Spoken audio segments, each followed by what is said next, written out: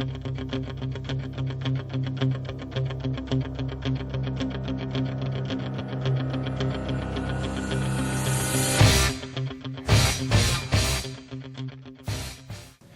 to Eye on the Tigers News. I'm Julie Pilo.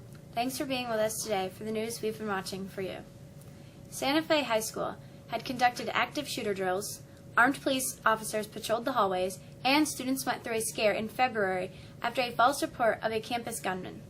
But in the aftermath of the deadliest public school shooting in Texas history, early witness accounts and recordings from emergency dispatch describe a 30-minute nightmare as the real thing unfolded last week, even as authorities continued to keep details close Sunday. Among the biggest unknowns is when the confrontation began at the high school outside Houston between police and 17-year-old gunmen, who authorities say opened fire on an art lab with a shotgun and .38 caliber handgun shortly after the first bell Friday morning. The gunman wasn't hit in the attack, even though officials have described him engaging in a drawn-out firefight with police. 10 people were killed, most of them students. Galveston County District Attorney Jack Rohde declined to answer questions about the shootout and investigation Sunday, including whether police may have hit any students in a gunfight with the shooter. He also said autopsy reports won't be released while the case is pending. The length of the attack appeared to go on longer than most mass shootings that last around 8 minutes. Ratcheting up pressure on the Russia investigation, the White House announced that top FBI and Justice Department officials have agreed to meet with congressional leaders and review highly classified information the lawmakers have been seeking on the handling of the probe.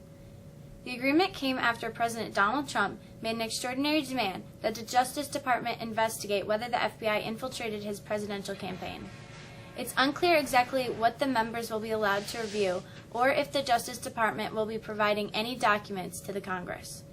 During a meeting Monday with Trump, Deputy Attorney General Rod Rosenstein and FBI Director Christopher Wray also reiterated an announcement late Sunday that the Justice Department's Inspector General will expand an existing investigation into the Russia probe by examining whether there was any improper, politically motivated surveillance. A divided Supreme Court ruled Monday that businesses can prohibit their workers from banding together in disputes over pay and conditions in the workplace, a decision that affects an estimated 25 million non-unionized employees.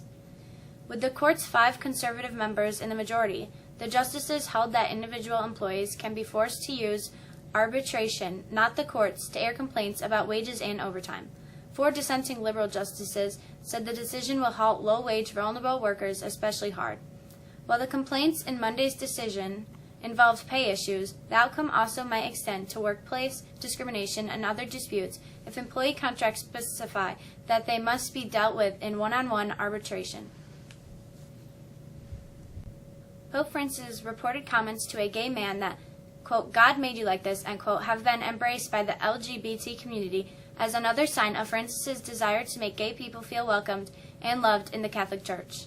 Juan Carlos Cruz, the main whistleblower in Chile's clerical sex abuse and cover-up scandal, said Monday he spoke to Francis about his homosexuality during their recent meetings at the Vatican. The Pope invited Cruz and other victims of Chilean predator priests to discuss their cases last month. The Vatican declined to confirm or deny the remarks in keeping with its policy not to comment on the Pope's private conversations. The comments first were reported by Spain's El País newspaper. Barack and Michelle Obama are getting into the television business with Monday's announcement that they had signed a multi-year deal with Netflix. Former President and First Lady have formed their own production company, Higher Ground Productions, for the material. In announcing a deal that had been rumored since March, Netflix offered no specifics on what shows they would make. Netflix said the Obamas would make, quote, a diverse mix of content, end quote, potentially including scripted and unscripted series, documentaries, or features. We've got some rainy weather to deal with before things get really nice. Here's Matt with the forecast.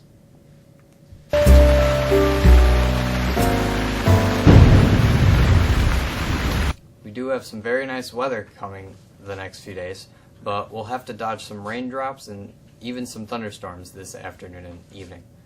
That rain will pull out tonight. Watch out for some fog, and high pressure sets up beginning tomorrow morning. This weather pattern will bring us mostly sunny skies for Wednesday.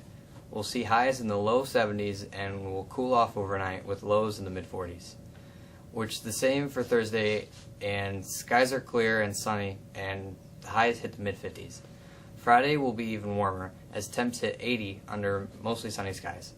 Look ahead to the holiday weekend. Saturday looks like the better day, even though some clouds roll in later in the day, ahead of some unsettled weather. Highs Saturday again reach 80. Right now, Sunday features some showers. That's a quick look at the forecast. I'm Matt. Have a good day. LeBron James was sensational, and he needed to be. Here's Ashley with sports.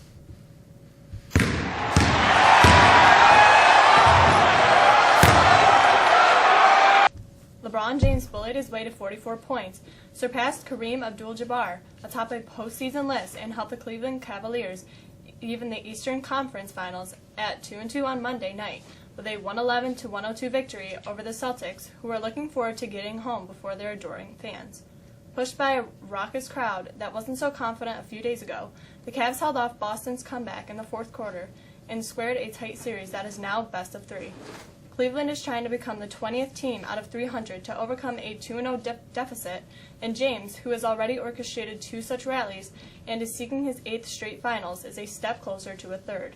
To do it again, the Cavs will have to win in Boston, where the Celtics are 9-0 this postseason. NFL Commissioner Roger Goodell says Congress should enact uniform standards for any states that plan to legislate sports betting. Goodell detailed the league's position in a statement Monday that reiterated the NFL's stance that legalized sports gambling in the United States should be governed by federal law rather than state law. The Supreme Court ruled last week to strike down a 1992 law that barred most state-authorized sports gambling. In suggesting 4 core principles that should be maintained for any form of legalized sports betting, Goodell stressed that leagues can, quote, protect our content and intellectual property from those who attempt to steal or misuse it, end quote. He also said guidelines must provide substantial consumer protections, ensure fans will have access to official, reliable league data, and that law enforcement will have the resources, monitoring, and enforcement tools necessary to protect our fans and penalize bad actors here at home and abroad. Mexico boys track has a new record to post. Wyatt Jensen, Kyle Higbee, Troy Brown, and Daniel Gowan set the school record in the 4x800 relay last Friday at the prestigious Arcaro Invitational in Baldwinsville. Mexico baseball handed Marcellus everything it could handle in the first round of sectional play yesterday. The 20th-seeded Tigers scored first on the 13th-seeded Marcellus, but couldn't hold on after Marcellus put up the game winner in the 5th inning. Joshua Riley had 2 hits for Mexico. Mexico tennis was busy in sectional play yesterday. Joe Ocker advanced to 3rd and 4th game tomorrow and advanced to state qualifier later in the week. John Ocker advanced to 1st and 2nd place match tomorrow and state qualifier. Evan Blunt won opening match and lost in 2 rounds. Matt Shaw and Connor Schaefer lost a close opening round match. Eric Hyde and Jacob Hill won opening match and lost in the 2nd round. Mexico softball has dropped off its opening round sectional game at Jordan Elbridge yesterday, 10-2. That's it in sports. Have a nice rest of your day. I'm Ashley. Senior dinner dance tickets are now on sale. The price is $50, and you can get your ticket from Mr. McKenna or Mr. McGiff. Senior dinner dance is June 8th from 7 to 11 at the American Foundry. Senior dinner dance guest forms are available in Mr. Busco's office. 5-week marking period grades were reported by teachers today. Those grades are available on School Tools. That's all for us this week. Of course, we remind everyone that there are no classes on Friday, next Monday, and Tuesday due to the Memorial Day. I'm Jolie Pilo. Have a great rest of your week.